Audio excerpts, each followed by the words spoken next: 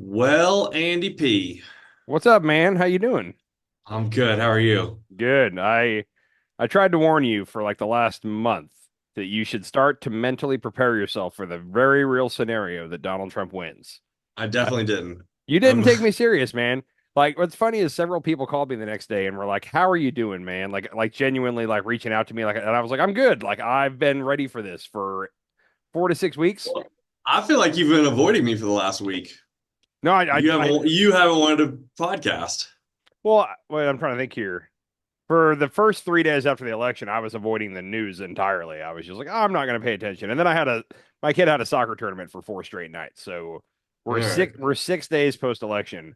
The day after the next morning when it was like, up Trump won, I was like, I don't want to even turn on. I started rewatching Veep on HBO. Have you ever watched Uh, Veep?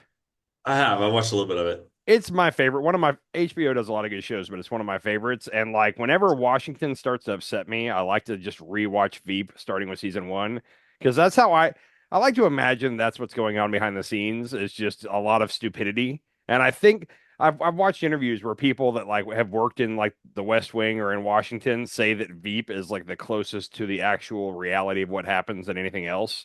It's Huh. it's a bunch of interns that are making very important decisions and screwing them up a lot. So that's kind of my happy place. When I get mad about politics, I just rewatch Veep, and that's what I've been doing this week, and it's made me very happy.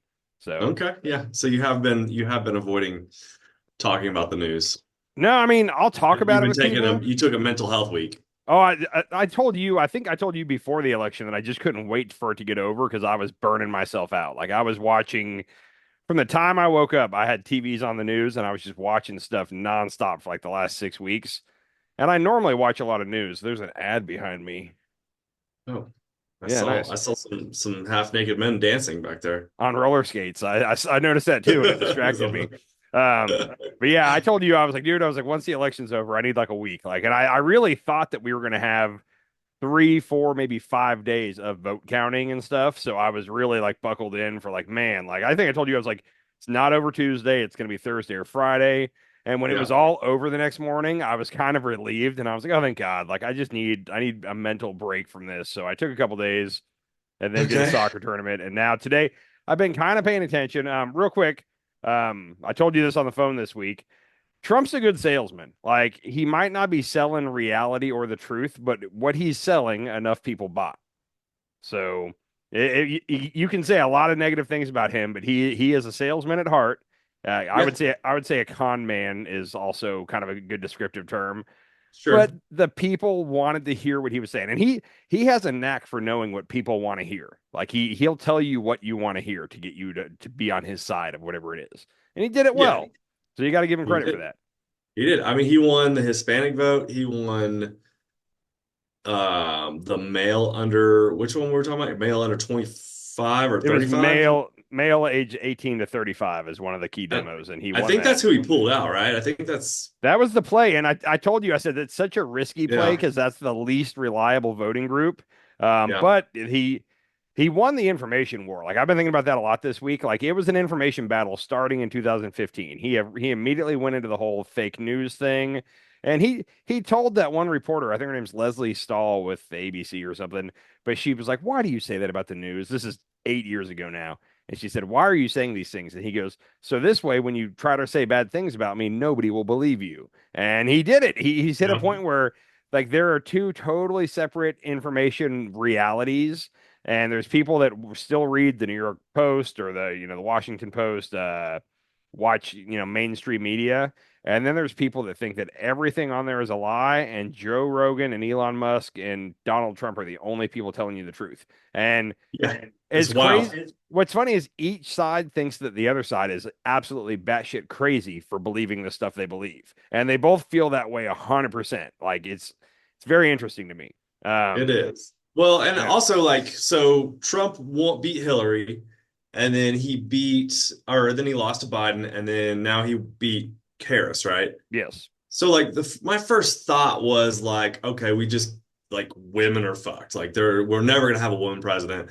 We just nobody really trusts a woman to be president.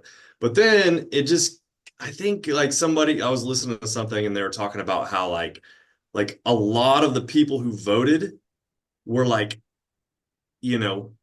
10 years old when Trump was president the first time. I've And seen they a couple people don't say this. remember the Yeah. craziness. What's And funny then is the rest of the population forgot, like the people that actually voted for him, forgot what a fucking shit show it was yeah. when he was actually a president. So, I think that's the more interesting thing is that people our age, like, they go, yeah, I mean, it was a lot better under Trump. And I'm kind of like, do you remember under Trump? Like those 4 years were rough. And if you take the COVID year out of it, the first three were rough. Like yeah. I had family members calling me crying because they were like, Donald Trump's going to get us into a war with North Korea, and like just crazy shit that we've all forgotten about. Like there was a couple months where like nuclear war with North Korea was on the table and people were freaking out about it. And like people just kind of anyhow, I Do we was just thinking forget that fast? Is that what happens? Do we the just only forget? reason here's the deal. I'm partially calm about this because I think that I'm here. One of two things is going to happen. Either Donald Trump is going to be wildly successful and fix and make the economy better, and right? People are sharing like the screenshots of okay, everybody remember these numbers. Unemployment's 4.1, the stock market's at an all-time high of 43,000, whatever it is, and inflation's 2.2. Like this is a good economy he's taking over. One of the Uh-huh. ladies on CNN, I think it was Catherine Rampell, she said the smartest thing he could do right now is just not change anything and then just take credit for the good economy coming because the trajectory is the economy is getting better and better and things are looking good. So if he didn't touch anything and just took credit for it, his people would believe him and he could just ride out a good economy. We'll see what he does. I first of all, let me say this. I've thought about this week. I need him to do good. Like I need him to be successful. If I was a single man like you, I could probably, I want to be able to tell you that I told them so, or whatever it is. But like I have a daughter, a mortgage, and a car payment. Like I can't. If the economy goes south, we go into a recession. Like that could greatly affect my family. So I need him to do good. Sure. Like I'm rooting for him to do good. Just from I can't go through a recession. Right. But if he does do good, then we're looking at JD Vance next. I And don't. we're just looking at I don't like know. the overall like happiness and well-being of our entire civilization like going to the shitter. I'll just tell you right now that I can't root for him to fuck up the economy. Like it's not that's not on I the table for know. me. Yeah, I Well, need it's a hard thing to root for. yeah. So Yeah. I'm rooting for him to do good. Now we'll get more to this in a second, but I think that he's not going to do a lot of the things that he campaigned on. And I said this in one of the last episodes before the election, but I think he's going to claim that he's a great negotiator. I'll get into this real quick, but like with Well, the he already tariffs, has. He really thinks yeah. he's a great Well, he negotiator. tells everybody that. But like with the across the board tariffs, like if he does that, that's going to put us in a recession. He Yeah. knows that. The people around him have to be telling him that. And he keeps saying like, "Oh, what do the economists know?" Well, they know they're the economists. Like I'm sure they've Yeah. been wrong before, but overall they understand how the economy What do the works. economists know? They just study the economy That's every day, all day, I 40 think hours a week at least. That's it. if you polled Americans, especially like let's just say you pumped let's say you polled Trump voters and you said who do you trust more on the economy? Economists or Donald Trump? 98% of them are saying Donald Trump. Like they think the economists don't know what they're doing and Trump knows best. So anyhow though, I got to believe that they've told him and he should know this. It's common sense. The amount of people in our country that don't understand tariffs and how they affect the economy is kind of weird. And like there are targeted tariffs like the steel industry. Like, Yeah. let me give you a quick breakdown. Like, it's important that America has its own steel industry because if we go into war and we're getting all of our steel from China and China's on the other side of that war and they cut us off, we can't build battleships and all that. Like, Yeah. targeted tariffs in certain areas like steel make good sense. Blanket across the board tariffs are the dumbest idea ever. And I keep hearing people being like, yeah, we're going to make them other countries pay for this. And it's like, it's not how it Pay works for at what? all. The Pay for importer what? the importer pays the tariff. Normally that's on the American Yeah. side, and they Yeah. pass that cost on to the retailer, and then the retailer pass it on to us. I'm not even gonna. If the next person that says that the consumers don't pay the tariff, I'm just gonna agree with them because I'm done with that argument. Okay, but I think what Trump's gonna do. There was a trade agreement that Clinton signed in the '90s called NAFTA, and it Yeah. was with Mexico. And Trump bitched about NAFTA left and right when he was running for office. And when he got in, he threatened that he was going to Well, tariff. NAFTA is Mexico and Canada, right? It's US, It's Mexico, Canada. yes, exactly. North Yeah. America, And pretty much. he like banned it, but then he like reinstated nearly the same thing. So it was almost exactly the same thing, but he made a Yeah. big deal out of like I'm getting rid of NAFTA and I'm putting some. And what he put back in was basically NAFTA with a couple tweaks, and he could Yeah. have just gone to them and renegotiated NAFTA, but he had to made a whole because it was Clinton that did it, so he wanted to throw that out and have. I can't remember what he called it now, but it was like almost the same acronyms for the United States Marine Corps. It was like the USMCA or Oh something like yeah. that. Yeah. Yeah. Yeah. And anyhow, but I think that that's what he's going to do is he's going to threaten tariffs and then he's going to rework trade deals with China and whoever else and like barely change just little things here and there, but then he's going to say I'm a genius. I use the leverage, the fear of tariffs to bully them into giving Yeah. us a better trade deal and all of his people are going to applaud, but Yeah. we're not going to have tariffs and we're going to have trade deals, so maybe a little bit better than they were. And if that Yeah. happens, then okay, cool. Like if I refuse to But he's just believe spending a lot of time it's rewriting a whole thing as opposed to like just tweaking the parts just he like doesn't like. negotiating little pieces of it. But he doesn't like other people getting credit. So like TPP is one that I think Obama did, and like he bitched and moaned about. I don't think he ever actually got rid of TPP. He tried, but it turned out like it's a pretty good trade deal. It's a trans-Pacific partnership, like Oh yeah, with the Asia. whole Ring of Fire area. Anyhow, so I think that's what he's going to do with tariffs. I think he's going to do something similar on the mass deportations. Okay, again, his people they had to tell him like our economy is running on cheap migrant labor, like to a degree. Like, Yeah, and it's not just picking the berries and the fruit and stuff like that, which that's 100% migrant labor that does that. right. It's But roofers, it's like all dude, your construction workers, it's can, so the industry I'm in is, around construction, and I've talked to two builders in the last week. They're both Trump voters, and they're both happy he won, but they're also both all of a sudden very scared, and they're realizing like, they can't commit to prices right now because normally when they sit down with a client, they commit to like how many a dollar and something per square foot is how much I'm going to charge you to build your house. right. 50% of our lumber comes from Canada. It's not just like I was thinking lumber, bricks, and windows are the main things, but no, it's a whole bunch of lighting. A lot of lighting comes from China, and they can't Hmm. make a commitment right now of what their prices are going to be after January 20th. So, That sucks. the construction industry is going to go through a little period of oh shit here, and hopefully not more than 6 months, but 6 months is enough to put a lot of people out of business. And like, it's funny because these builders are like, yeah, I wanted Trump to win, but I really didn't think he'd do the tariffs. And it's like, no, he's talking about doing the tariffs. The other side of that, though, What were they voting for? they were voting to screw a middle finger to the liberals is what they're going for. But hold on, the other side, and the second builder mentioned this, and I hadn't even thought about this, but like when you build a house, like these builders, they don't have crews that technically work for them, but they have their crews. They have their crew Mhm. that does the foundation, their crew that does the framing, and it's technically not under them pay wise, but it's the one they always use. They use the same crews. Subcontractors, yeah. Yes, subcontractors, and a lot of those guys that do the foundation and the framing and all that are illegals. And all of a sudden, oh crap, like that's Yeah. going to be a supply and demand thing where suddenly we don't have enough crews to build the houses. So like the housing industry, if he does across the board tariffs and mass deportations of every illegal, like housing obviously, but then also you look at like grocery prices, like fruit and vegetables and all that stuff that Yeah. gets picked by migrant, like it's all going to go through the roof. So it's a recipe for a recession, and I think he's smart. I'm begging, I'm praying that he's smart enough to know that, and that he's using this as leverage, and then he's gonna turn around and say, "Look how great I am! Look how smart I am!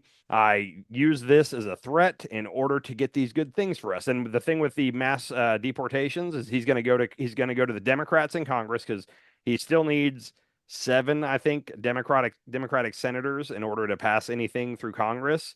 And he's going to say, Yeah. okay, either I'm going to mass deport everybody, or you're going to give me what I need to build my border wall.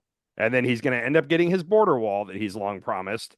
But he's going to, and I think all of his people will be thrilled. Anything he does, there's only one thing I think he's going to do that his people will get mad at him for, and we'll talk about that later.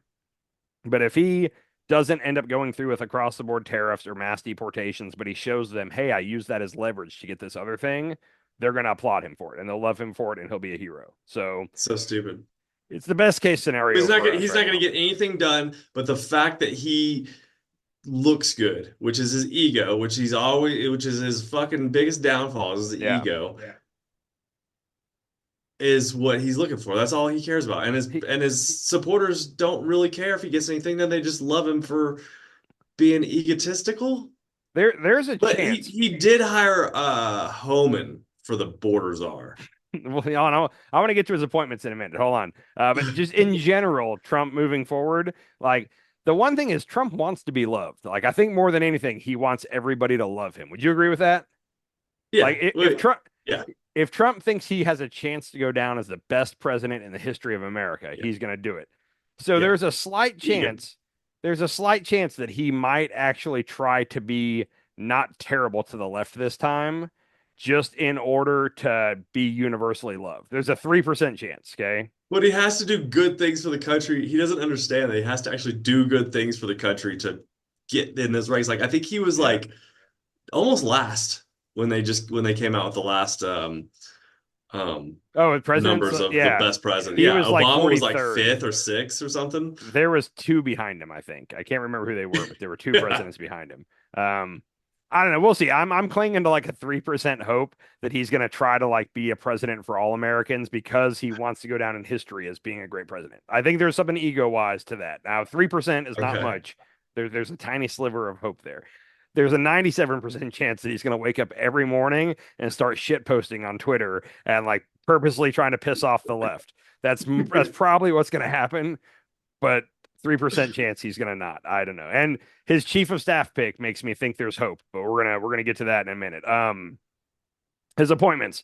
I can run through his appointments. Do you have any off the top of your head? Homan, you just said for border We got czar. Homan as the border czar, Susie Wiles. Hold We on, got hold on, wait, one at a time here. Tom Homan, border czar. What are your thoughts? Jesus. Well, he really wants to go through with kicking all Yeah. illegal immigrants and some legal immigrants out of the country. So So my favorite quote that I saw of his today, which I'm being sarcastic when I say, but they said, "How can you say you're going to mass deport without splitting up families?" And he basically said, "Oh no, like we're going to deport them together. Like even if some of them yeah. are legal, we're gonna send them out as a family." And I saw that and I was like, Jesus, like what a cruel guy. But then I in my head I immediately go, no. 50% of the country is like, yes, like do it. Like they're all for that. And I have to keep reminding myself that not everybody thinks like me. Um, Yeah. Real quick, key appointment though, he appointed him as the border czar, not as the Yeah. head of HHS or anything like that. And or not HHS, Homeland Security. Sorry, Homeland Security. HHS is what The Kennedy reason wanted. is because he'd have to get it passed through Congress, right? He'd have to get Senate confirmation. So there's certain people that he wants in his administration, but it's already. I'm sure the Republicans and him have talked, and there's certain people that he just doesn't have the votes for. Yeah. Homan would be one of those people, so he's gonna rock that out as a border czar. The other we're gonna get to Susie Wiles last, but Stephen Miller, who I think Stephen Miller's like. I try not to say people are evil, but like I see him and I'm just like that guy's just evil. Like, but He Trump loves might be him. the most racist person Yeah. other than what's that guy's name for he's like the white nationalist guy. Nick Fuentes. Nick Fuentes. Yeah, Yeah. him and Nick Fuentes are like They're on the same neck and level. neck. Who's the What most racist person in America? he just hates immigrants. Like he really hates immigrants. He blames immigrants for everything. Trump named him, what was it, a deputy chief of staff for policy, which is the right spot for him. It's pretty much what he did the first time. That's the scariest of all the appointments so far, by the way. Like I don't like that guy, but I knew there's no way Trump's in office without Stephen Miller close by. So you knew that Yeah. was coming. Who else you got? Who else got appointed so far? Um, Got a couple. We got Elise Stefanik for the UN ambassador. She's an interesting I didn't hear one. about that. My Who's Lee Stefanik? I've heard that name. It's Elise Elise, I think Elise Stefanik. She is a congresswoman from Republican part of New York. She is one of the people. Trump's favorite people are the ones that hated him at first, but then basically bent the knee and kissed his ass. And she's one of those people where in like Yeah. 2016 she was so not a Trump fan, and then around 17 or 18 she turned around and now she's like one of the most pro-Trump congresswomen there is. She's the one where this was right before the election, but they cornered her and basically said like, so do you not believe E. Jean Carroll? And she was like, no, of course I don't believe her. that's all the lying media. And they were like, no, that was a judge and a jury of 12 New Yorkers. And she went on to bash E. Jean Carroll. And yeah, I'll say this. I was worried that he was going to bring the crazies in and put them in positions of power. And so far, like with Elise Stefanik, like she wouldn't be my pick, but put her up against the people he could have tried to put there. It's the best case scenario. Like she's not great, Okay. but it could be way worse. He Marco, he told Nikki Haley no. dude, Nikki, I feel bad for Nikki. I'm a Nikki Haley guy. Like I told you before that if Nikki Haley was in the election, she probably had my vote, right? I've been on record as saying that for what, six Why? You months? don't have any policies that you could tell me. You have Telling asked you you. 7 times, what policies of Nikki Haley's do you You know like? what? And you haven't said anything. So Just just just why? just I'll to ask one more stop that, time. hold on, just to stop Why? that argument out of you, that one of the next episodes we're going to do is I'm just going to do a lot of homework on it, and I'm going to sit down and I'm going to try to explain to you what is appealing about the conservative platform. Okay, we're going to do a whole episode of that, and you're not going to come away agreeing with Okay. me, but I want to get that out of the way so that every time I mention a Republican, you can't throw this in my face. Okay. Yeah, It's yeah. coming up. Absolutely. I would love to hear that. Yeah, I would love to hear your tell you, arguments. I'm telling you, it's an appealing message to a lot of people. Okay, real quick. Yeah. Marco Rubio as Secretary of State. I think that just came out tonight. Um, Yeah. could be way worse. Like if you would have told me to make a list of who I think he was going to appoint to different things, like they were worse people than this. So Elise Stefanik and Marco Rubio, they're. I keep hearing. I think it's Crystal and Sagar on Breaking Points. Keep talking like she's a corporate Democrat or a corporate Yeah. Republican, and I guess that phrase means they're old school. They like the way that Washington runs, and they want to keep it that way. Yeah. Stefanik and Rubio are both corporate Republicans. So I don't. I would like to see some change, but if you give me the corporate Republican or clown show, give me the corporate Republican all day long. Like Yeah. I'm Yeah. okay I'll with these take that. picks. Yeah, this is best Yeah. case scenario. Marco Rubio, I kind of look at him like he's he's kind of like Trump. He's just kind of sleazy and slimy, but he's like he just doesn't have the balls that Trump has to actually say what he wants to say. Do you, Like because he do you remember the first time that you saw Marco Rubio? Like your first time that you were introduced to him? it was one of the debates when I think Trump Okay, told him he had a small dick or something. I want little Marco. I want Yeah. you to go back after this. We're not going to try to play it now, but I remember very specifically the first time that I saw Marco Rubio because it was President Obama gave a State of the Union speech. I don't know. I'm going to guess 2012, 13, 14, somewhere in that range. And Rubio, they always do a response afterward. Whoever side it has the administration, the other side does a Yeah. response afterward. And that person they choose to do the response is always a young up and comer. It's kind of if you put somebody in that spot, you're saying to the world that we think this is the future of our party. And one year it was Marco Rubio, and he just looked like a deer in headlights, and he wouldn't break eye contact with the camera. And at one point, he needed a drink of water, so he was like trying to find his water while not. And then he took his drink of water while looking at the camera and set it down, and then came back. And he got so I'm sure SNL probably did a skit that weekend making fun of that. But like I remember that so clearly, and at the time I was like, "Who is this guy?" And it was Marco Rubio. So I hope it was him. Maybe I'm misremembering, but I'm pretty sure that was Marco Rubio. Um, but him as Secretary of State is supposed to be someone who has a whole lot of experience with international affairs. Okay, Blinken was Biden's, and he was the one running around the Middle East for the last year trying to prevent all-out war from happening. So you need somebody with Oh, he did a great diplomacy. job, didn't In my opinion, he? I know that everybody's mad at the Biden administration, but like the fact that we are not yet in a wide war over there, I honestly say it's a miracle. What they did to keep all these countries from just World War III breaking out in the Middle East is pretty miraculous. And Israel was poking it the whole time, trying to get us into World Yeah. War III. And every time Israel would do something, Blinken would fly over there and he'd talk to the Kingdom of Jordan and Syria and Qatar and Saudi Arabia. He'd just go and he'd calm everybody down. Hey, don't attack Israel. Calm down. He did a good job. So I think we could very easily be in a wide Middle East conflict right now, if not for Blinken. I don't give Biden hardly any credit there. I give it all to Blinken. What is Trump going to do in the Middle East? What are your thoughts? What are your We are gonna flatten Gaza. That's yeah. who? The U.S. or Israel? Israel with our full backing, and we're gonna stand there and tell every other Arab nation over there to calm the fuck down and let Israel do this. Like do not dare step in, or else we will. And those countries believe him when he says that. So Are we going to give the Gazans a chance to get out they're first? Or Palestinians, and no, Palestinians? probably not. I don't. here's the thing. I'm all for, how do I say this right? It's not the Palestinians' fault. They were born into captivity. You know, they basically were born into jail with Israel Yeah. keeping them inside a barbed wire fence. It's not their fault. At the same point, no other country over there wants them. Like they've tried to work out deals to get those Palestinian refugees to go to Egypt or Jordan or wherever.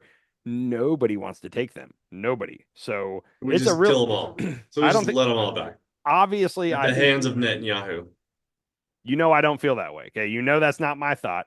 I'm just saying there's not an easy solution to what do you do with them. Like, nobody will take them at all, even as refugees. Like, But they had a home. they had a whole country up till 1947. And then we stuck the Jews there and said, this is now a Jewish and Palestinian country. And then it slowly became 99% Israel. But that's a tricky situation. So that's my only issue with Marco Rubio, and I'll bet he was like on the Homeland Security Committee or the different committees in Congress. So he's probably got some experience. I would just normally want somebody who's really rocking international affairs, and I don't know that Rubio is. Maybe he Maybe he is. speaks different languages. Yeah. I'm trying to think. Well, under Trump the first time, it was Rex Tillerson, and Rex Yeah. Tillerson's the one who, after he quit, called Trump a fucking moron, which was Oh, always yeah. one of my favorites. And then I honestly can't remember who it was after Tiller. No, it was Mike Pompeo, who was a former Pompeo. congressman. So I don't know.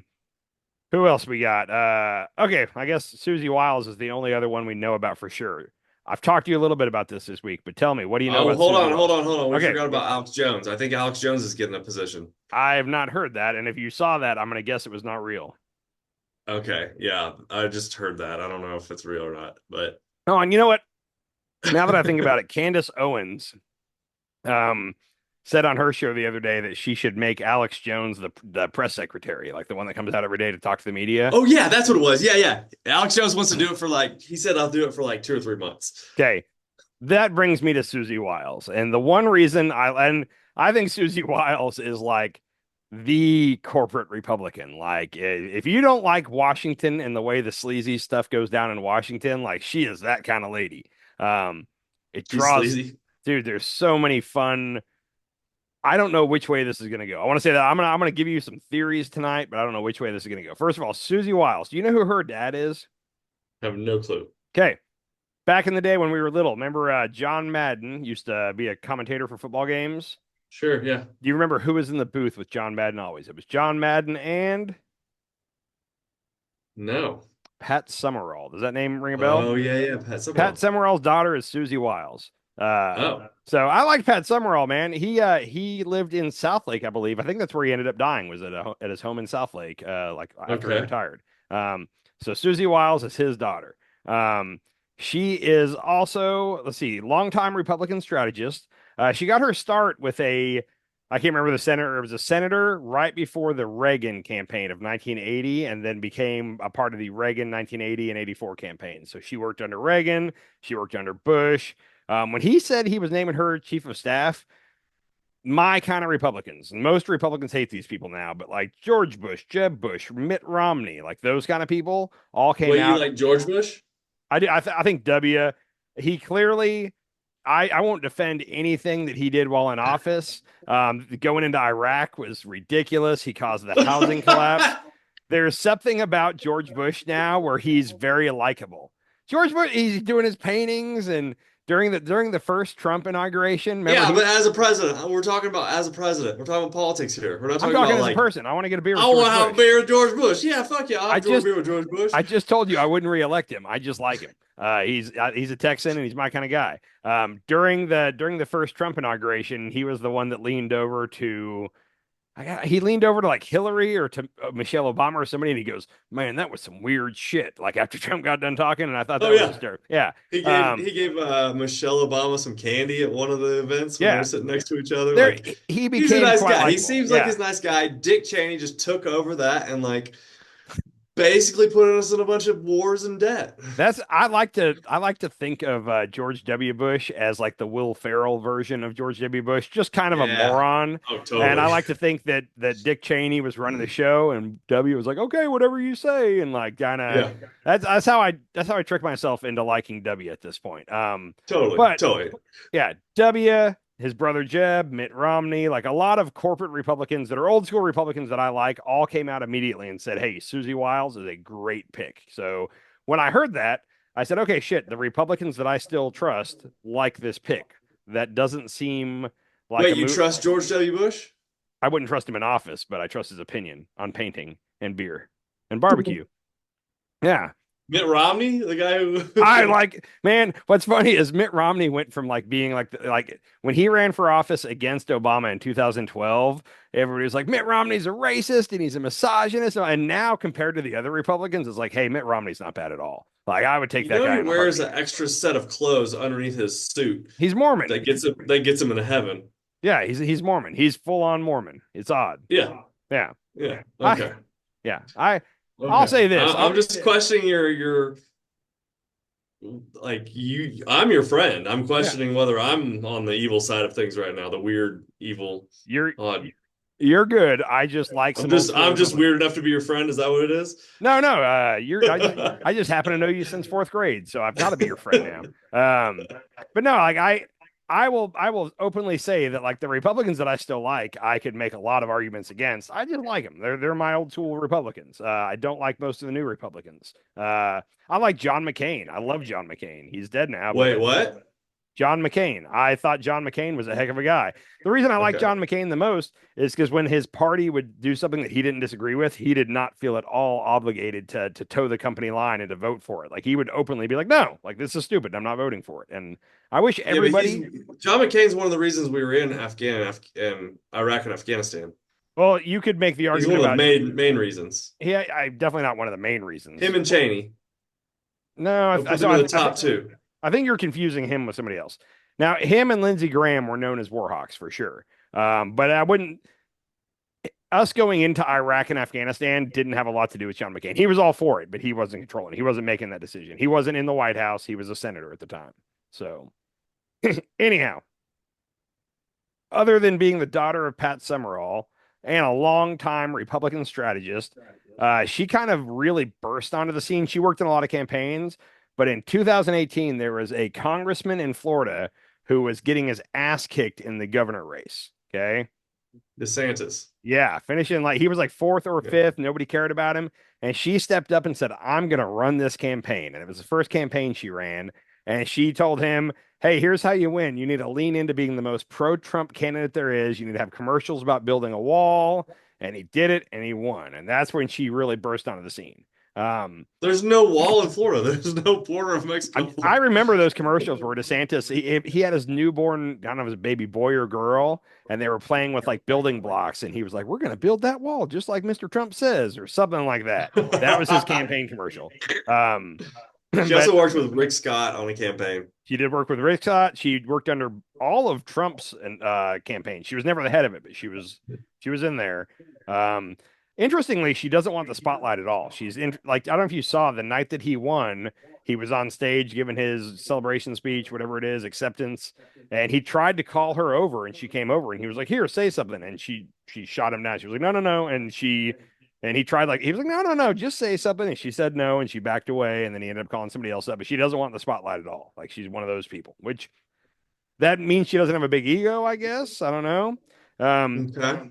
The interesting thing about her, before I say the interesting thing, what I liked is immediately when he announced her as chief of staff, I can't, it was Politico or somebody got an interview with her, like on the phone. We don't have Yeah. a video of her or anything, but she gave a couple quotes.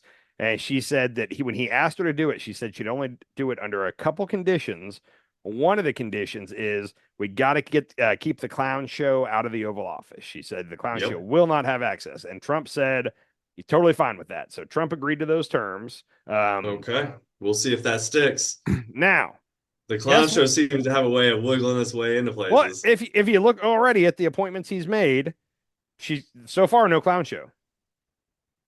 Maybe she's doing it. Okay. Now, take I a would guess. I would go off and say that Marco Rubio might be a little bit of a clown show. Oh, he's a senator. I mean, it could be so much worse. Let's Okay. not move the goalposts here. Senators get these appointments. We're okay with that. Okay. A little bit of a clown show though. Yeah. Now, like I said, really the Stephen Miller being involved is the only kind of, but at the same time, he was always going to be involved. There's no way That's weren't kind of big time clown show. but Stephen there was Miller. no way we're not getting Stephen Miller. Trump's had him by his side the whole time. So, Yeah. but guess what her other longtime job has been besides getting people elected? I don't know. She is a super long time lobbyist. Oh, yeah, Okay. yeah. Okay. I So, did hear that. Who did she lobby for? so right now she is the co-chair of Mercury, who apparently is like the biggest lobbyist firm in DC. Most recently, she personally lobbied for Swisher, the Swisher Corporation, which I was like Swisher, like the Mr. cigar. Sweets? Exactly. So big Oh. tobacco. So she was a big tobacco lobbyist most recently. And then I had trouble finding who she specifically lobbied for. Now she's the co-chair of this firm, and they have most recently lobbied for big tobacco, SpaceX, Elon, so connection there, Oh, AT&T, the Embassy of Qatar or Qatar, I never know how to say that correctly, so an I Arab think you can say nation. either way.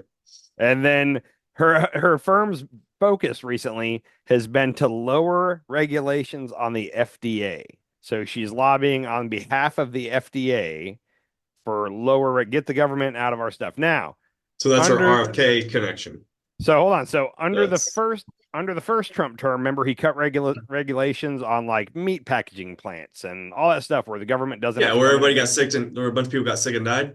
We've had E. coli and salmonella recently, and every one of them they're linking back to like, oh yeah, we used to have the government check on this stuff. Are you syncing? What am I looking at here? Yeah, my chair's sinking. Just say. Um, but no, like so we're basically saying let these companies regulate themselves, and that's a very Republican argument. And the Republican argument, just so you know, is that like yeah, if they don't do a good job regulating themselves and people start getting sick and die from their project, then they'll go out of business. That's how you let the market dictate it instead of the government dictate it. That's such a bad argument. I'm telling you that's the Republican argument there is I that know it's such a let the bad market argument. It's the decide worst argument possible. It's like, if yeah, let if them die, and then if the other people decide no, they don't want to buy their product because people are dying, then the business goes under. exactly. You let the market dictate it. Let the consumer That's not decide. how it works. I'm not saying I agree. I'm telling you that's the theory. So we're trying to get the government to regulate the FDA less, is what she's been focused on. Okay. Yeah. So RFK wants to come in, and this is what's always weirded me out about this relationship is everything RFK wants to do would be considered more regulations on the food industry, the vaccine industry. He wants to make sure that they don't put certain chemicals in, red dyes, and I'm not even prepared to talk about all the things. No, no, no. But RFK, he kind of has a balanced opinion, which I don't agree with most of it because he wants to like let raw milk into the equation, and he He wants does. to cut regulations on certain So things and like but ramp them let up me on other stop you. things. So raw milk is basically unpasteurized and it doesn't have certain what is it, chemicals. I'm just going to say chemicals, but it's like hormones or certain things that they put into the milk, right? Yeah, Raw they milk. basically pull out all like the natural enzymes of the milk so that it doesn't rot on the shelf fast. Okay, Like, let's understood. just say raw milk lasts 2 days on the shelf, and milk in the carton lasts like a month on the shelf So because they either add chemicals or they don't, or they take out the stuff that goes bad fast. so there's certain things in milk. Well, I'm just using milk as an example that RFK would say is bad for humans. It shouldn't be in there, right? Yeah, So yeah, how would and he? I agree. So I don't so drink so milk. We so to shouldn't do fucking any drink milk. so to do anything about that, what would you need to do as a government What would we need to do as a government for what? to get those things out of milk? You'd need to make rules about what is allowed to be in milk, and there's already rules, I'm sure, but Yeah, strengthen the rules. Add things. Hey, you can't put this in there, and then with all food, okay, you I can't use think these milk is pretty chemicals. much like it's situated as it is. Okay, Like people aren't dying from milk, and people really okay. shouldn't be drinking milk. So I don't Let have any opinion on milk. let's switch off of milk and just say the chemicals being used in agriculture. Okay, Well, let's say water. Water's a big one. We all drink water. We have to have water. okay. Everybody has to drink water. So no fluoride in water, That's what he which wants to do. Which actually, so he said, I can't remember how he worded it, but Trump came out in one of his videos and said that he's going to basically encourage all municipalities to do away with fluoride in their water. And that made me look it up. And apparently, like the federal government has absolutely zero to do with fluoride in our water. Like that's every state, local, like local cities and whatnot. So some of them could listen to him and say, "Yeah, let's get the fluoride out of here," but he can't do a mandate. I guess the way the Constitution and powers break down, he can't do a mandate on that. So he can just say that, "Hey, y'all should all take fluoride out of your water," and the states and the cities can decide to do it or not. Yeah, and fluoride at some point in our history, 1900 or 1920 or something, like Mhm. we were digging something out of the ground and we had all this excess fluoride Mhm. coming from when we, processed whatever we were doing. And they're like, well, what do we do with the fluoride? We'll sell it to the government and put it in the water. Um, and it turns out it's actually good for our teeth, but it's probably not, it's a chemical. It's another chemical that we're It drinking. So it's not good everything for like your liver, but it's good for your teeth. Yeah. Everything has unintended consequences. Even things that are good for you have unintended consequences. And fluoride, I haven't looked into it, but I'll bet you can make an argument. I think they say that it's linked to bone cancer Yeah, and joint issues. I don't know. It was certain stuff. that makes But sense.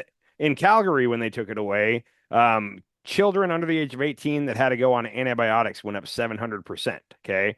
So you're taking away fluoride, but now you're putting people on antibiotics, which I know several people that say that antibiotics are terrible for us because it kills the good bacteria or something. So Yeah, yeah. everything's a balance and an unintended. And so I'm not here to say that yes, we should have fluoride. I'm just saying that like if you do this, now this is going to happen, and then if you correct that, then this, and it's always something bad for us. It's going to go into But there. also our Like milk has a bunch of antibiotics in it. So if there's something where and our water has antibiotics and all kinds of other like, our water because when has like, antibiotics. what? Our water has antibiotics. So there was a study done and it wasn't antibiotics. It was actually, oh, what was it? What's the birth control pill? Like whatever that's Hmm. called. Yeah, no clue. Plan B? I don't know. No, birth control. Like a woman takes birth control Okay. pills every whatever. So when a girl pees in the toilet, it goes into the water system. It Hmm. gets cleaned out and then put back into the water. But like certain chemicals don't go into There it. was So everybody's basically getting a little bit of like birth control. Well, and it was all kinds of stuff. It was like painkillers and like all the Yeah. medicine that we Yeah. take and then And pee out. antibiotics and all of it. Yeah. Yeah. When you're Okay, peeing, so when I you see what you're drink saying all there. this But shit. like, here's the thing: I got a whole home water as like a water softener and a whole home water filtration system put in my house Yeah. like a year and a half ago.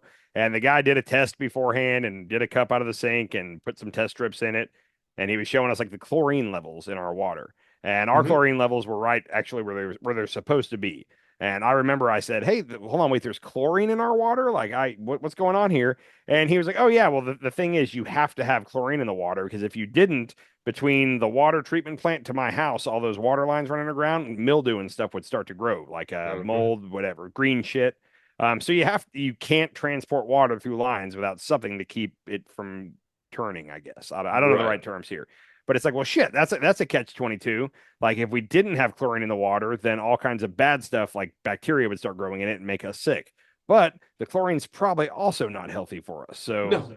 again, there's not a perfect solution to any of this. But what I go back to with Susie Wiles is in order to say, like, okay, you can't do, I don't even know what a GMO is, but I hear about GMOs a lot, like Hmm. Monsanto and stuff like that. I should look into Genetically it. modified. Yeah. Yeah. But if we're going to tell farmers they can't do that, that's going to be through regulations. Yeah, that's the word for when you tell a company what they can and cannot do is it's a Farmers regulation. don't generally do it. They use GMO products from Monsanto is how that works. Yes. Yeah, and they And use certain.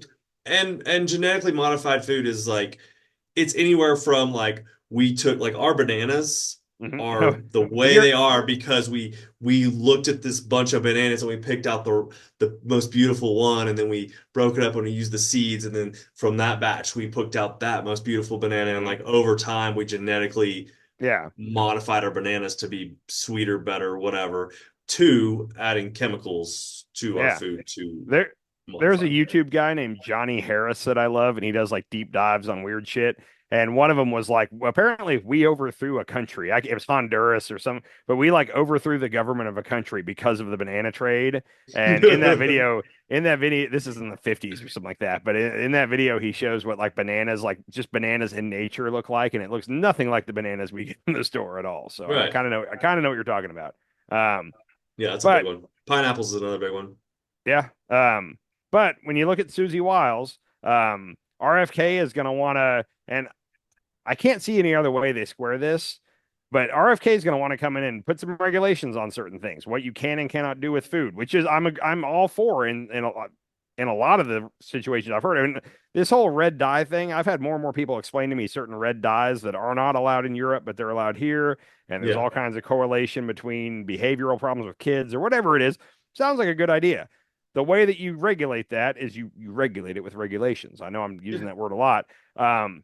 But Republicans are generally the no regulation party, leave it up to the consumer. So, right there, when RFK first came in and started saying what he wanted to do, in my brain, I'm going, Republicans will never stand for that. They're anti-regulation, and RFK wants to come in and more heavily regulate the food industry, say. Hmm. I don't get how that's going to work. Then when you look at vaccines, okay, RFK has been fucked over by Trump once already, and that was in 2016 when Trump was running the first time. We talked about this on the show at one point. But RFK, there was a period where Trump had won, but it was between when he won and when he gets inaugurated, that 3.5 months. And people were coming every day to Trump Tower, and they'd have video of them walking through the lobby and getting on the elevator. They'd stop and talk to reporters, like, "Oh, I hope to talk to Mr. Trump about blah blah blah." And they'd go up and see him, and they'd come down, and when the elevator doors would open, the cameras were still there, and they'd, "Oh yeah, I had a very productive conversation with Trump about this or that." RFK was one of those people. And he went up there to talk to him about vaccine safety. And he came down and said, we had a great conversation. And he's going to have me as a part of his administration to, make vaccines safer and this and that. And then Pfizer stepped in and gave Trump $1 million for his inaugural parade or whatever it was. Oh, And, oh, and yeah, and Trump told RFK to fuck off, basically. That was the end of our end. It's like, oh, so yeah. all it took was $1 million. So Yeah. How many people? So I would say that RFK and Elon were like two of the most key parts to him winning this yeah, election. I would say How long do yeah, you for think it sure. is before they both get fucked over? I think it'll take longer for Elon. Now, Yeah. and here's the thing with RFK.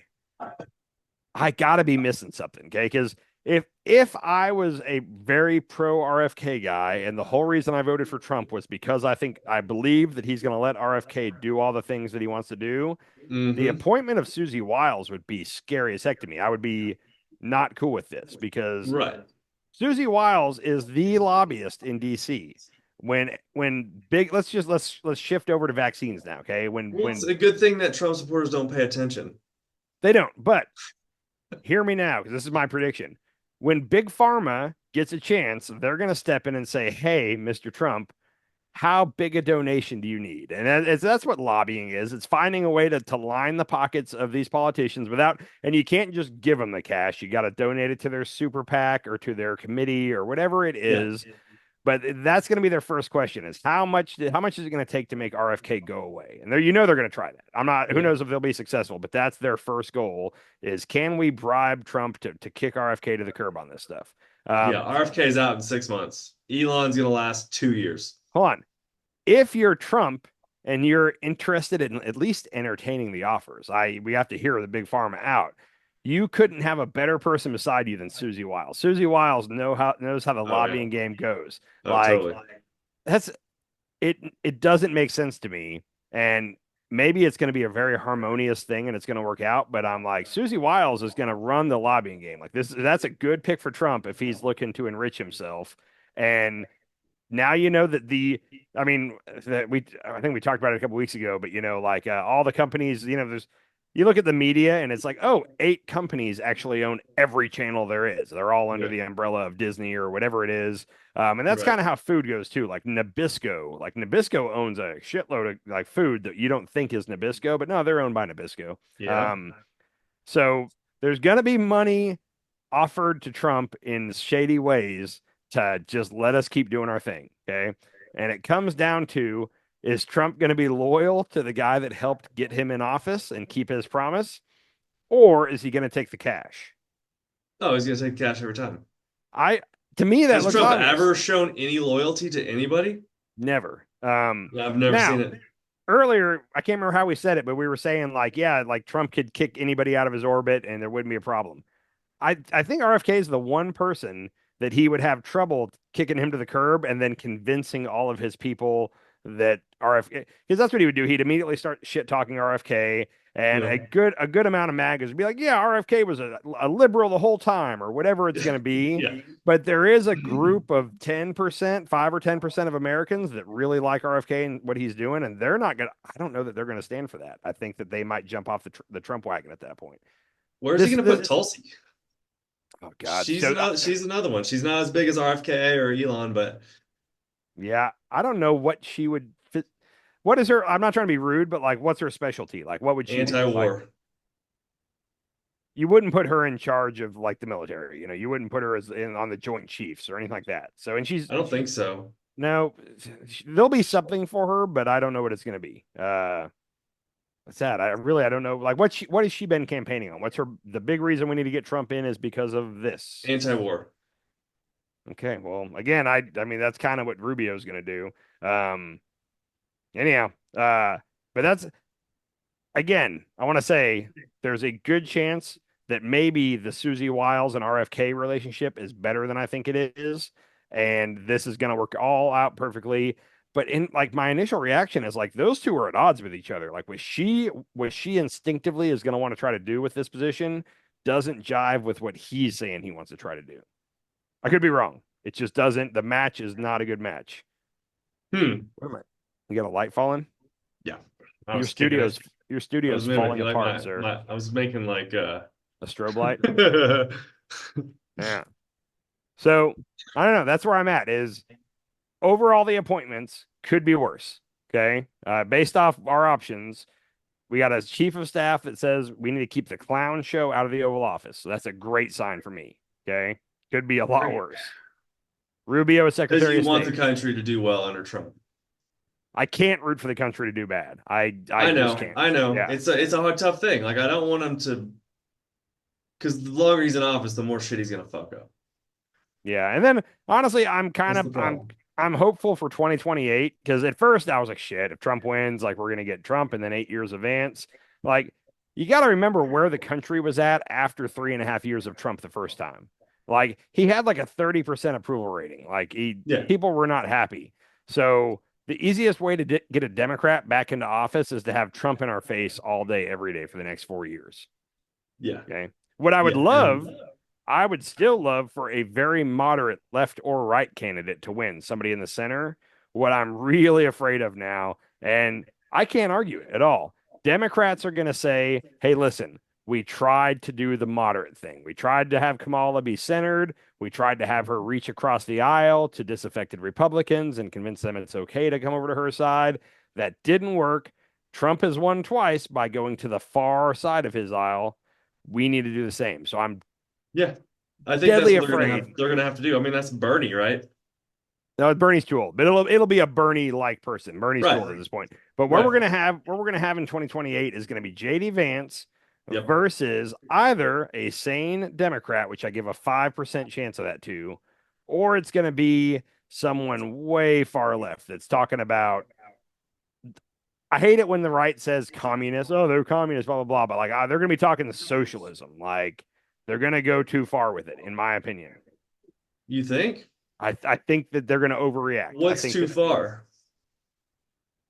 Social, like straight up socialism. Like Bernie does a I don't great job think of anybody's like Bernie's a democratic socialist. Like and Bernie does a great job of explaining what that is. I'm afraid. I'm telling you what I'm afraid of is I'm afraid they're going to go too far. Trump's Okay. gotten to you. Trump's what? That's a Trump talking point. He has gotten to you. No. So there's nobody in Congress, the Senate, that actually claim to be a pure socialist. Nobody yet. So they're gonna pull somebody out of thin air that's a socialist or a communist? I'm telling you right now that why are you afraid of this? This is Trump. Man. Trump has gotten to you.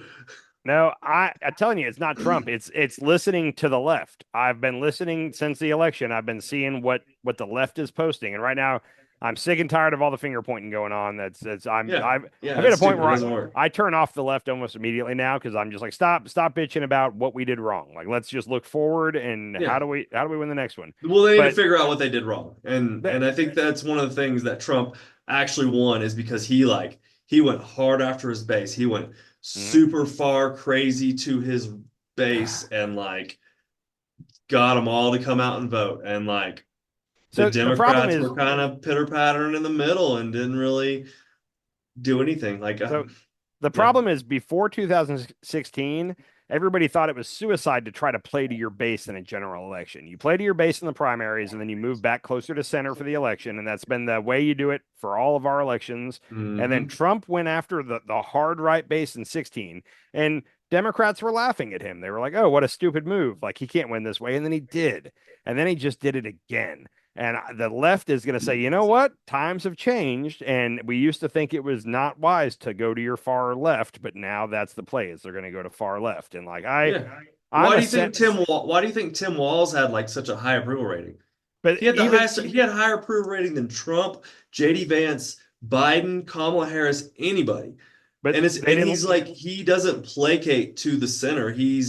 I am kids get free school lunches. Like I don't really care about trans issues. Like they should be able to do what they want to do. Like he doesn't have like he's not like a but would you not agree that for the purpose of this election, they tried to bring him closer to center? They tried to put they him did, more. yeah. And they silenced him for a month or two. Yeah. They tried to About a make month. him not look, they tried to make him not look so liberal.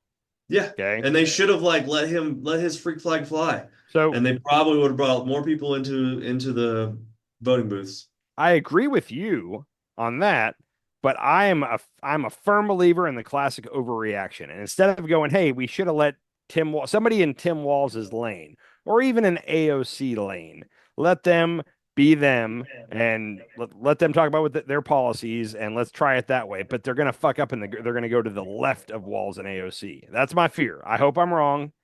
That's my fear I mean, but that's the farthest Walls and AOC are the farthest left that we have, and I agree right with now. most everything that they're saying.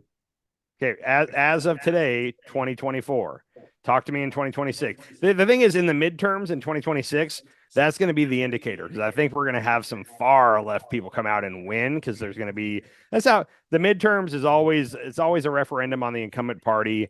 Trump's Yeah. probably going to lose the House in the midterms. It's what normally happens, and there's going to be some far left candidates that win in a couple places, and then we're going to look at it and go, "Oh, look, this really far left message won. We should stick with this." And then they're going to fuck it up and go too far to the left.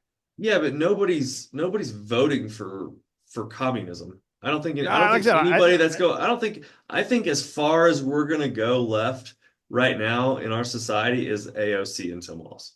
I hope I you're right. I hope I you're right. I'm afraid. So that's I as a and guy in the and why Senate. do we call it far left? Because they want freedom for everybody. They want gay people to be able to get married and have kids, and they want trans people to be able to chop off their titties when they're 18. Like, I don't know, Yeah, like let them do whatever the hell they want to do. Like, I thought that was that's not Walls's left. That's just common sense, like one. stay out of Walls, my bedroom type thing. yeah, Wall's whole thing about get the government out of my business, basically, however he Yeah. said it. Like I'm 100% for it. That used to be a Yes. Republican talking point, and it's not anymore. It's the It weirdest used thing. to be. Yeah, Yeah, exactly. that was the that's what I liked about Republicans. Exactly. Like I said, I worry because in 2012, nobody saw Trump winning in 2016. Nobody thought he was even on the radar. Okay. 4 years, Yep. a lot can happen. So I'm just saying, 4 years from now, who we're actually putting up. Like if you're looking at who you think today is the right candidate, I think Yeah. it's gonna be somebody off our radar completely, is who's gonna be challenging Vance in 2028. And I think it'll Probably. 120% be Vance. I'm locked in on that. Yeah. Unless there's a scandal that's just something Oh, terrible. Okay. I actually thought about this the other day. What are the chances Vance pisses off Trump? There's only one scenario that I see that playing out, and I actually think that there's a decent chance for my little scenario to play out. Okay, you want to hear my little? I said I this a couple definitely weeks ago. do. Um, with what was his name, Pence as the VP. The thought of getting rid of Trump, like even if Trump did something so terrible that even Republicans are like he should be impeached for this, uh, Uh-huh. nobody wanted Pence, and the people wouldn't have stood for Pence at all. Right. Most Trump voters I know right now, they kind of don't really care for Trump. Like he's a vehicle to get what they want into the White House, but they all seem to like Vance way better than Trump. Like that's just something I've picked up from Trump voters I know. They But his approval rating is shit. Vance's approval rating is not very good at all. not among Republican voters. Every Republican voter I talk to when they ask me what I think of Vance, when I say I don't like him, they're shocked. They're like, "How could you not like him?" Republicans really like now Democrats hate him. Okay. But if Trump does something wrong to the point where he could get impeached, depending on how his presidency is going to that point, I could see them actually going through and impeaching him to get Vance into there. I could see that. I don't know why. That's the one. And then Oh, like on Peter that same, Thiel, like behind the scenes so getting. Peter Thiel and Elon Musk love some JD Vance. Like they kind of Mhm. created, or Peter Thiel mainly created JD Vance. Like he Yeah. made him who he is right now. So and they're the big money, really controlling things and pulling the strings. So now the way that I think that Trump could kick him out is if it starts to look like that might be in the works. If it starts to look like maybe JD's trying to consolidate power to it won't take much because Trump is so what's the I don't know what's the right word for it, but you could head fake. Egotistical. Yeah, you could egotistical is great. But if the media starts talking about like, oh, it looks like JD Vance is kind of consolidating power behind the scenes, oh, that's all Trump needs to hear, and Trump's going to kick his ass to the curb. I think Let's start that trend. okay, I'll JD say this. Vance is starting to consolidate power behind the scenes. I He's think going there's to a take over the campaign, the Trump dude. campaign. There's a The Trump. small chance of any of that happening, but I think it's more likely than it was with Pence in office. So that's all I'm going to say is I can see either one of those two things happen. If Trump starts to feel threatened, if he starts to think that Vance is doing things to undermine him, or to if Vance is more concerned with his 2028 election and setting himself up for that than backing Trump up and having Trump's back, that could get weird. So I don't know. We'll see. If things start to turn south, if like around the midterms, it looks like Republicans are going to lose the House and people are hating Trump and blah, blah, I could see them finding a way to replace Trump with Vance. And I believe the way the Constitution works is Vance could come in and finish out Trump's term and then still be eligible for two full terms after that. That for Oh, whatever he finishes out of Trump's term doesn't count. and that would actually be called a coup. Yeah, I mean, That's a coup. if Congress impeaches him, it will only be with Democratic votes because they can't do it. The Republicans don't have the majority or the super majority in the Senate, for example. So it won't be a coup because there will be Democratic votes to impeach Trump if he were to get impeached. Yeah, but I think the Democrats and the Republicans at a certain point in time are going to be sick of Trump. I really, honestly, I think that this might be a play, and actually, Trump's not going to last 4 years. Let's just put it at that. Like What? he's going to go senile, but I think he's going to actually have enough energy to keep going. But he's actually going to be crazy, Yeah, and like they're going to eventually have to kick him out somehow, right? I'll Like say. he's Can I, just going. He's going to be that crazy guy in the corner that's like, oh, hey. just because you use that certain word, I gotta say, I was thinking about it this week. The most amazing thing about Donald Trump, I'm going to compliment him real quick. The most amazing thing about him is his energy.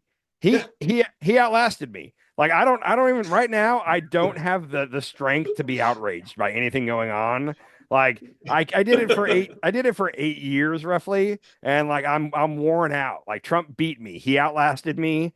I don't know how at 79, I believe he is. He's Yeah. got this much energy. But I Yeah. think that, and I think I made it longer than a lot of people. I think there were a lot of people that were outraged by him, and slowly, after like 3 or 4 years, they started falling off because they just didn't have the energy to keep up with it anymore. Yeah. And I finally hit a point where it's just like, I don't, I'll go nuts if I try to be outraged for the next 4 years. Like I don't have it in me. Like I'm gonna Yeah. watch it. I'm gonna hope he does good. If he doesn't do good, I'm gonna point it out to whoever will listen. Um, but overall, like the outrage, I don't have it in me anymore. Like, and especially I'm to a degree I'm mad at us as Americans because like we did this. If you're a Latino and you're upset that Latinos are getting deported, hey, I got bad news for you. Latinos showed up in record numbers to vote for Trump, so I don't feel that Yeah. bad. And I'm mad at the moment, so I might regret all this later. But if you're a Look, woman that's complaining about your women's health rights. Like, you know what? Women showed up to vote for Trump more than anybody thought. Over 50% of white women did. So I'm kind of this is over what you 50, what was it, 54? yeah, of white women. So Not that's all women. 46% white women voted for Yeah. Trump. Again, I'm mad right now, so I'm just like I Voted said, I'll against their own vaginas. yeah, I did. Did you see Nick Fuentes say, "Your body, my choice"? yeah, he said that. And then the typical Russian troll MAGA people like Benny Johnson came out and they were like, hey, it's probably a good time for us to tell you Project 2025 was the plan all along and shit like that. It's like, Yeah, yeah, no, yeah. What the fuck? we knew that. I mean, Yeah, anybody who thought he wasn't really going to do Project, the Heritage Foundation put that together for a reason. Yeah. Like that, we're not going to see the whole thing happen, but we're going to see a good majority of it come to play. The thing that I am the most upset about, I almost said outraged, but the thing I'm most upset about is Trump had a video come out, I think yesterday, and he said on day one he's abolishing the Department of Education. I'm like, that Yeah. that of all the things he said he was going to do, that was the one that affects me and my child the most. What does And that mean for our education system? so the Department of Education, they do a couple different things. One of the key things they do is that they hold certain standards that like all the like I'm in Oklahoma, so all the schools in Oklahoma, the kids have to test at a certain level to prove that the teachers are actually teaching them stuff in order to get your federal funding. So now that money all goes to the states. So each state can just decide what their threshold is, like what kids need to know by what age, because there's no federal government to hold them accountable anymore. Oh, So you're gonna have certain states like Mississippi and Oklahoma and Arkansas that are just gonna get worse and worse and worse. Like they're already the worst in the nation, but there's nothing to the Department of Education was the only thing making them meet basic standards, and now we don't have that. Also, the Department of Education is what gives 100% of the funding for like special needs classes, special education, stuff like that. So certain states at this point could just decide we're not going to fund that anymore. If you have a special needs kid, you need to send him to a private school where they address his needs because public school ain't going to do oh. that anymore. That's the crappiest of it all. And I'm then so there's glad I live in a blue state. not that I have kids in yeah, school or anything, but it's yeah, like I'm it trapped here just because of makes work. the So whole it's just gonna make everybody dumber, like yeah. from the So and bottom then up. also federal assistance like Pell grants and stuff for underprivileged kids. That all comes from the federal government. That's not going to happen anymore. So um, That if you sucks. live in a state where your state cares about education, you'll be just fine. If you live Yeah. in a red state in the South, you're not going to be as fine. So Yeah. that's just where it's at, and that's where I'm at. So I'll allure to that. Um, So we're gonna have dumber children.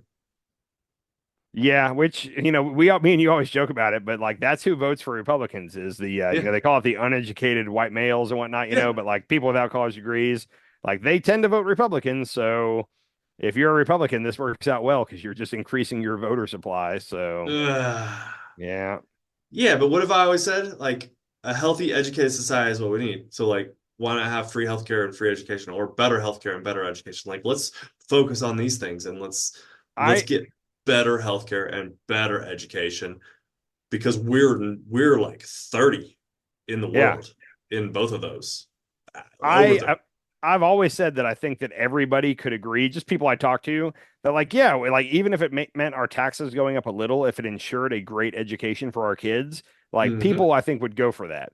For whatever reason, in Republican states, they don't even try that. They keep defunding the schools more and more every year, and they're What are they fine with it. spending it on? I think they're giving it in tax breaks. A lot of states, like that's the whole Uh, thing with like my state, Oklahoma. Like we have the lowest taxes, we don't have property taxes, all this stuff, but we also have terrible roads, terrible schools, terrible health care, and it's like, okay, well, we could fix all this, but everybody's got to pony up a little bit more cash in taxes. And the Republicans in my state are like, no, let's just let the roads be shitty and the schools be shitty. Let's keep our taxes low. So I can buy a that's bigger truck to drive down them roads and it's how it goes. And we've talked about it before, and you've said that like everything should be at what's called a public referendum, where they put it on the ballot. Like, should weed be legal? That should be on the ballot for America. And yeah. I always tell you, and you disagree with me, that I'm like, there's certain things that are Americans. I'm one of them. I'm calling myself dumb here, but Americans are too dumb to vote for certain things. Like if you left it up to us, we'd do things that would harm ourselves. And if you made it a public referendum, like should we just abolish all taxes? It would pass with 80% of the vote. Everybody'd be like, yep, no more taxes, check. And then a week later, we'd be like, hey, there's no more fire department or police department or public schools or public Mhm. library or road work, all the Yeah. stuff that our taxes go to. And we'd all be confused and be like, hey, how come the government's not doing this anymore? Because you voted to do away with taxes. Yeah. And I feel Well, like we're In Colorado, if you get enough signatures, it actually goes on the yeah. ballot. Well, that's I what don't in know what the Oklahoma number is, but they got enough signatures for weed to be on the public ballot to make it go recreational, and then our governor pulled some shit at the last minute and basically delayed it 4 years to where now it's going to be on the ballot in like the 2026, I governor think. can do that. Which he pulled some crap, but if you're in a Republican state with a Republican Congress, a Republican Senate, and a Republican like Supreme Court, like who's going to hold him accountable? Like he That's did a it, and that's like democracy like yeah, 101. Why did dude. he? I know you said a minute ago that you're glad to be in a blue state, but I've given a lot of thought to this. Like, I want to live in a purple state. Like, that's if I could pick, because I think too much if you give either side full control, it's not good. And if you want an example, look at California. Um, California has some issues, and it's because they have a hard Democrat supermajority and no Republicans to push back on anything they do. Okay. I live in Oklahoma, which is the complete opposite of that. But I mean, you you're need just to talking have, about San Francisco and like LA, right? yeah, the major And city most centers. most of LA is fine except for like Skid Row. I But haven't been to, most major cities have a Skid Row. Like Dallas has South Dallas, which is like it's a yeah. pretty fucking sketchy area. Probably I'm sketchier than Skid Row in LA. I'm just saying if you let either side have complete control without having to acquiesce at all to the other side, it doesn't go well normally. That's my Didn't didn't San Francisco vote like a Republican in they might have. as the mayor? Yeah, I don't know. There's states like Massachusetts that are like a lot of times it's like it's a Democrat state, but they have a Republican governor and they all work together nicely. And when you look at them, they're top 10 in schools, top 10 in healthcare, top 10 in quality of life and life expectancy and all that. That seems like there's a recipe there for when you have a little bit of bipartisanness. Say that one more time. I said, like Massachusetts is a state that I use as an example, but like a lot of times they'll have like a Democratic Congress, but a Republican senator, and they work really well, or a Republican governor, excuse me. They work Yeah. really well together. And when you look at those states, the states that are purple like that, they're all in the top 10 in education, top 10 in healthcare, top 10 in life expectancy, quality of life, like all the things you can measure. The states that do the best are the purple states, the states that work Yeah. across the aisle and get some shit done. And that's what I want America to be, and we can't do that. We're even if we were to get like we had Biden this last time and he Democrat president with a Republican House and a Democrat Senate, and in that we got 4 or 5 major pieces of legislation through, the Yeah. CHIPS Act, the Infrastructure Act, Yeah. and that should have been celebration. Like, look, the two parties came together to get shit done. But most of America was unhappy. Either the left was unhappy because, oh, we watered it down too much and made it too, we took away the good parts to get the Republican votes. And then the right was mad that we even agreed to anything that Biden put forward. And it's Yeah. like, no, this should be celebration. But both sides are mad that we worked together to get a bill done. Like Yeah. that's what Biden's I'm the most last unhappy with. bipartisan I'm I'm praying that we got to get back to it, man. Like the whole who else is there? I think he's the last one. I think we're screwed for a while. I Yeah. do. I mean, they're very Yeah. cutthroaty these days. I I think Trump could go down in the history as a great president if he did that. If he all of a sudden now reached across the aisle and said, "Hey, what can we get done here?" I don't think it's going to happen, but he could make a name for himself if he did that. And Yeah. imagine if he did that and he left office with like a 70% approval rating. Like even the left was like, "Hey, he wasn't that bad." Dude, that'd be great. He's not going I to do it, but no. yeah, No. I mean, we've witnessed 4 years of him already. 8 years yeah, of him already in and out of office, and it's I don't know. he's anything but bipartisan. The other thing I got to say real quick, and I want to make sure I say this correctly to where I don't get the Secret Service knocking at my door. Um, but the whole like JD could replace Trump thing, like with either Biden or Trump going forward at this point, like at any point, if you woke up the next day and found out one of those two died in their sleep, like would that be shocking? No. Trump's about to be 80, and he famously doesn't believe in working out and lives on fast food. If we find out that he dies at 80 or 81, say in his first or second term, is that Yep. shocking? Not at all. No. So I'm just going to point that out that at this point, like JD Vance is on deck to a degree. Yeah. Okay. Now, what's funny, Trump's going to be one of those people though that doesn't work out, eats fast food all day long, and he's going to be 104 and calling into Fox News in the morning and talking to them. Like it's just Yeah. the way things go.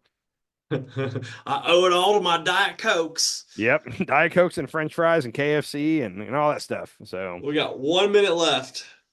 okay. I feel like Like I'm on and the record. subscribe. Yeah. Like and subscribe. We're gonna have I got a different special guest. We're gonna get Eli back on, and I got a different special guest coming our way. So Oh, okay. yeah. So other than that, That's sir, it. you have a good night. All right, you as well. Talk soon. Later.